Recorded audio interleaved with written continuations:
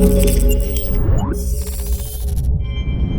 what's going on guys? Arekkz here, welcome back to another Destiny 2 video, and today we are going to be talking about the upcoming DLC, the Curse of Osiris. It is currently Paris Games Week, and Sony have just had their live stream, their kind of press show so to speak, and in that they dropped a brand new trailer for the upcoming DLC. This is of course the one that focuses around or centers around Osiris and the Vex, and tells the story of how we are going to try and rescue him from the Vex network, so to speak. So in this video, we're going to dive into the trailer, and as I always do, break it down, talk about some of the stuff that we see. So if you do enjoy this, then a like would be super appreciated. Comment down below if you have any questions. I will update the description box when I get a chance to link you to the official trailer. At the time of making this video, the trailer is not up on YouTube just yet, so once it does go live, I'll update it so you guys can watch it, because it's definitely worth checking out for yourself, so you can hear all the audio and just watch it in all its glory. But until then, let's dive right in. So to begin with, we have a scene of a ship just flying out of the hangar. We're of course in the tower. We see the more recently awakened Traveller. We then get a look at the part of the tower where Ikora Rey is here.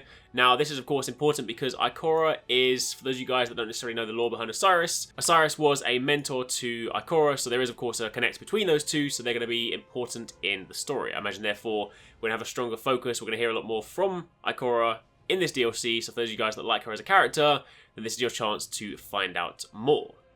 The very first thing we get off that that's pretty interesting is this Vex looking gate that just opens up to reveal a new area behind here. Now we don't necessarily know exactly where this is just yet. We can of course see very obvious Vex architecture here, gates, we can sort of see some gold areas around here. Now I don't know whether this is partly tied to Osiris, partly tied to the Vex, whether there's kind of a link there so to speak, but this is definitely a new area that we have yet to see, have yet to explore, and judging by that kind of first scene, it's probably through some kind of portal.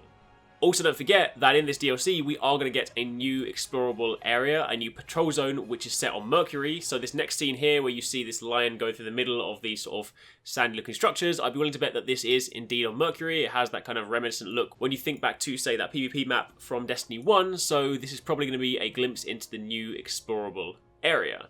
We see some Vex enemies. Some of them look a little bit different to how we've seen the Vex before, so hopefully we'll get a few new enemy types. But of course we also do see the familiar ones, the returning ones that we have come to expect.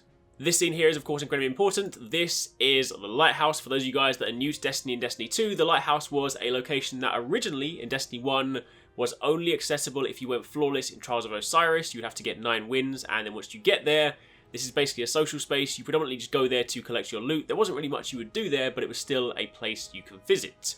But this time round, there will of course be a new social space in the new DLC. It's going to be the Lighthouse, so it'll actually be nice to explore that place in slightly greater detail. But rather interestingly, jumping over from there, this next area, now I could be mistaken, the colouring and the kind of backdrop of it makes it look remarkably like the Reef. It almost looks a little bit derelict and whatnot. It could just be a slightly different place, but it would be cool to have a chance to revisit the Reef, especially given the connection between Osiris, his disciples, and of course, you know, some of the people that were there before.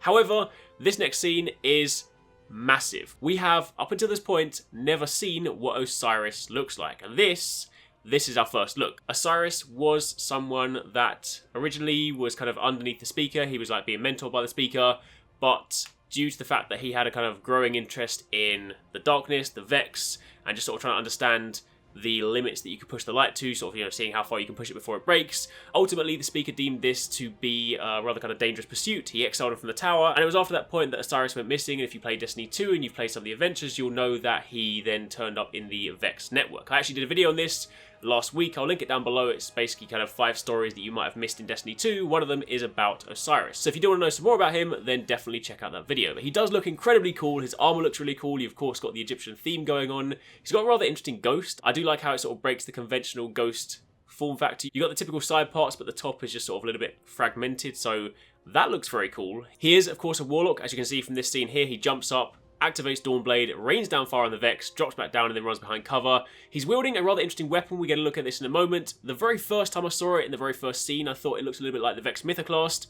On closer inspection, it is definitely not that, and in fact, if we jump over to the next scene, we get to see that in action. To me, it looks a little bit like an auto rifle based on the way it's firing. It does look very ornate. Now, it's hard to say at this stage whether it's legendary or exotic. Typically, whenever we see trailers, if a weapon looks rather outlandish, we typically lean more towards it being an exotic, but do bear in mind the sort of Osiris/Vex theme for the DLC. It could instead be that these weapons come from whatever endgame activity is in this DLC. So a little bit early to say, but it is a very cool looking weapon. I like the sight on it. I like the way these sort of cables connect to the main barrel. So that is very, very nice. Jumping over the next scene here, we of course have a Sentinel sort of doing some work. We then get a little panning shot over the top of another part of Mercury. And this next scene here, we do see a Warlock wielding Jade Rabbits. This is of course another returning exotic.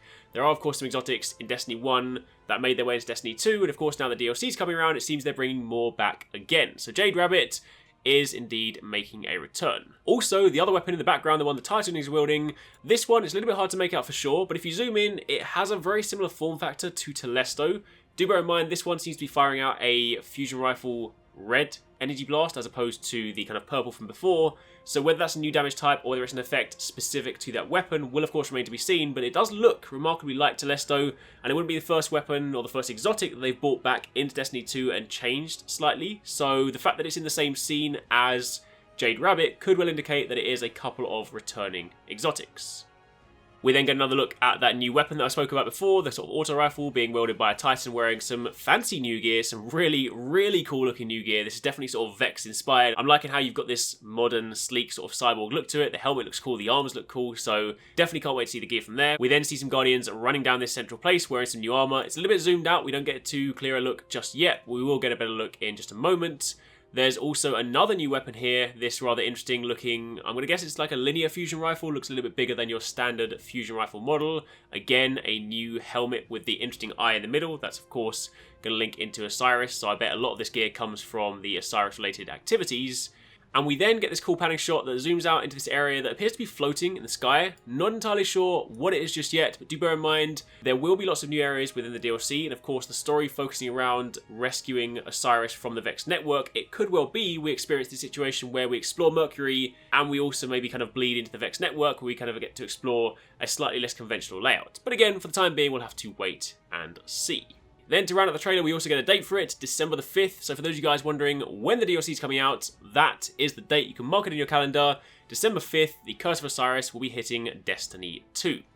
It also then goes on to give us official pictures for both the first and second expansions, and of course the second one focusing around Rasputin. But for the time being, there's not really a great deal to go on with that one. So that's pretty much it. That is your trailer. That is what we have to go on right now. I expect lots more information soon. Don't forget, it is Paris Games Week for the entire week.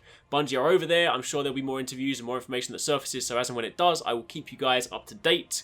Also, bear in mind, Bungie have some live streams planned during November, so there will be chances for them to talk about some of this new stuff. So as and when information drops, expect to find it right here. But until then, thanks for watching. Take it easy. Catch you next time. Peace out.